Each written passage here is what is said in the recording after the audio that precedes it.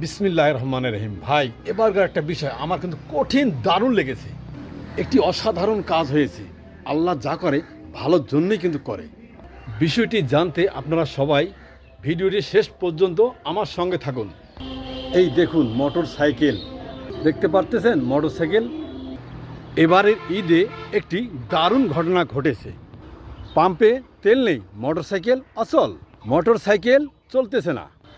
আমি বলবো খুব ভালো কাজ হয়েছে, অনেক সুন্দর কাজ হয়েছে। কেউ কেউ আবার বলবেন এটা কেমন কথা ভাই, কেমন করি সুন্দর কাজ হলো। প্রতিবার ঈদের সময় কিছু লাফাঙ্গা ছেলে পেলে যেভাবে মোটর সাইকেল চালিয়ে যায়, অনেক দুর্ঘটনার শিকার হয়। কারো হাত ভাঙে, কারো পা ভাঙে, কারো মাথা ফাটে, কেউ কেউ আবার অকালে প্রাণ হারায়। বলেন ঠিক কি না? আল্লাহর রহমতে এবছর ঈদের সময় তেমন কোনো ঘটনা ঘটেনি। দুর্ঘটনায় কোনো মায়ের কোল খালি হয়নি। আলহামদুলিল্লাহ, আমি অনেক খুশি হয়েছি। প্রতি বছর যেন ঈদের আগে পাম্পে তেল না থাকে। হয়তোবা কেউ কেউ আমার প্রতি রাগ হতে পারেন।